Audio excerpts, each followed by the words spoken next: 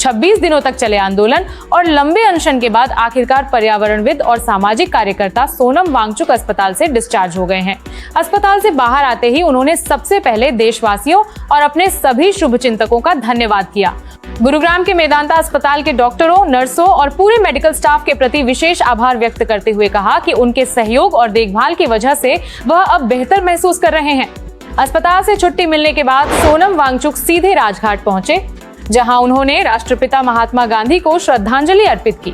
इस दौरान उन्होंने कहा कि गांधी जी ने दुनिया को यह सिखाया कि अहिंसा और सत्य के रास्ते पर चलकर भी बड़ी से बड़ी लड़ाई जीती जा सकती है। उन्होंने कहा कि उनके आंदोलन को भी लोगों का व्यापक समर्थन मिला और यह साबित हुआ कि शांति और लोकतांत्रिक तरीके से अपनी बात रखने का रास्ता आज भी सबसे प्रभावी है। राजघाट में मीडिया से बातचीत के दौरान सोनम वांगचुक ने कहा कि संघर्ष केवल किसी एक व्यक्ति का नहीं, बल्कि देश के भविष्य और बेहतर व्यवस्था का होना चाहिए। उन्होंने लोगों से अपील की कि किसी भी मुद्दे पर हिंसा का रास्ता छोड़कर संवाद और लोकतांत्रिक मूल्यों पर भरोसा रखें। उन्होंने कहा कि महात्मा गांधी के विचार आज भी उतने ही प्रासंगिक हैं जितने आजादी के आंदोलन के समय थे।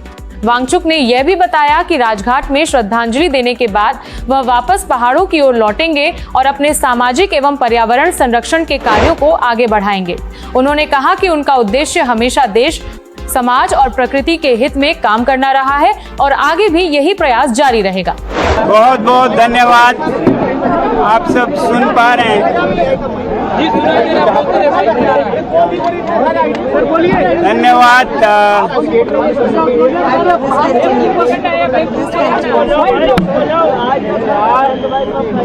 26 दिन के अनशन और इस आंदोलन के खात्मे पर, अंत पर मैं सबसे पहले बापू को याद करने, महात्मा गांधी को याद करने, उन्हें कृतज्ञता व्यक्त करने, धन्यवाद देने राजघाट आना चाहता था और देश को बताना चाहता था कि उनका बताया जो रास्ता है वो आज भी उतना ही प्रासंगिक है, उतना ही उपयुक्त है जितना कि 100 साल पहले था। दरअसल ये लोग कहते रहे हैं कि ये ऐसे शासन में, ऐसे शासक के साथ ये तरीके नहीं चलते हैं। मेरी समझ है कि ये शासक या शासन से ज़्यादा जनमानस, जनता के दिल तक संदेश पहुंचाता है और कोई भी सरकार हो, कोई भी शासन हो, वो जनता की सुनते हैं, चाहे मेरी ना सुने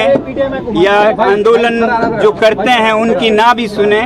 तो ये जो उनका तजुर्बा था, एक एक्सपेरिमेंट था, उसे फिर सफल होते देखा मैंने।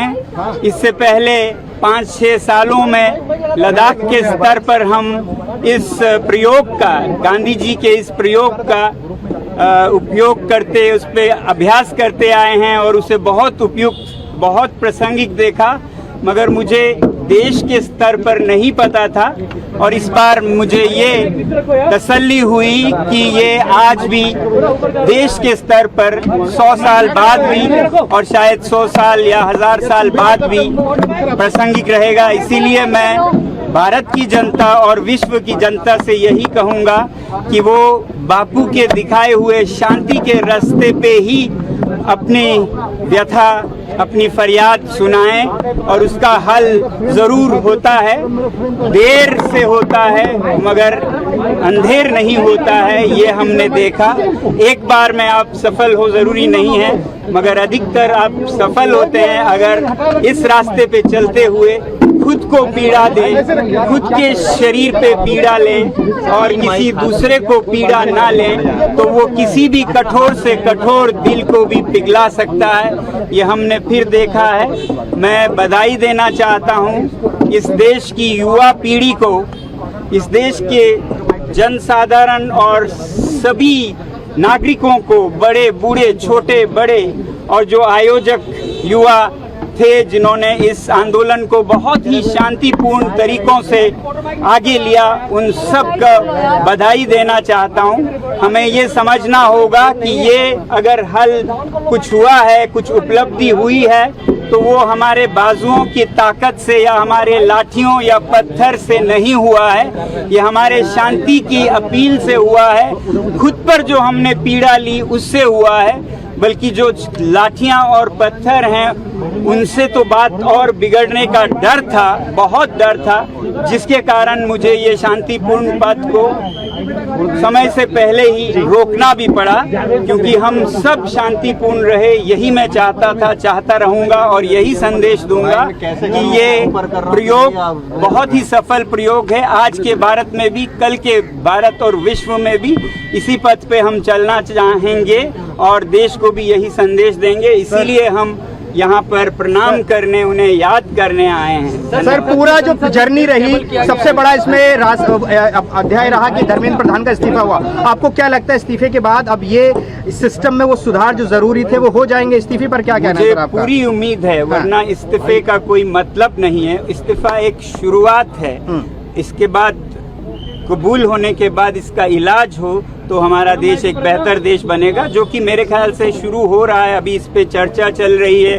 और मुझे उम्मीद है एक बहुत ही सकारात्मक चर्चा के बाद देश के लिए जो भी उपयुक्त हो उसे अपनाया जाएगा और प्यार मोहब्बत से हम एक बेहतरीन प्रणाली को अपना पाएंगे। सर, आज बिल भी लाया जा रहा है सर पार्लियामेंट में बिल भी लाया जा रहा है, बहुत अच्छी बात है, अच्छी बात है। उस पर चर्चा हो और चर्चा के बाद जो भी उपयुक्त हो अच्छी तरह चर्चा करके उसे अपनाया जाए। एक और मुद्दा है, सीजेपी ने ये कहा है कि लगातार एक्शन हो रहा है। बोल रहे हैं सर, सीजेपी ये कह रही है कि जो एक्शन हो रहा है, पुलिस ने और सरकार ने वादा किया था कुछ एक्शन नहीं होगा, लेकिन एक्शन हो रहा है। 5 बजे मुझे उम्मीद है कि वादे निभाए जाएंगे। जो शांतिपूर्ण जो प्रदर्शन कर रहे हैं उन पर कोई एक्शन नहीं होगा।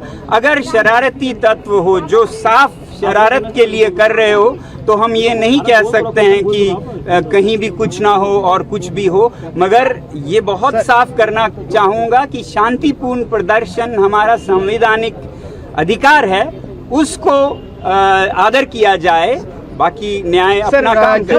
20 जुलाई को जो हुआ सर, विपक्ष ये कह रहा है गृहमंत्री को जवाब देना चाहिए, जो गोली चलाई गई है, पैलेट गन का इस्तेमाल हुआ, विपक्ष भी ये कह रहा है सर। जहां भी कुछ भी होता है लोकतंत्र में हर एक नेता, हर एक मंत्री जवाब दे तो होते ही हैं, और जवाब हो तो क्यों ना दें, ये होनी चाहिए। मैं ये कहूँगा जहाँ भी जनता सवाल करे उसका जवाब हो, जवाबदेही की जगह हो, और वो संसद और विधानसभाएं हैं। सर, मैं ज्यादा गांधी जी के इस पवित्र स्थल पर ज्यादा विवादों में नहीं फंसना चाहूँगा। आप लोगों का बहुत बहुत धन्यवाद। माफी की मांग कांग्रेस पार्टी कर रही है सर, बहुत उत्साहित है, सेलिब्रेट कर रहे हैं, इस पर भी सवाल खड़े कर रहे हैं कई लोग।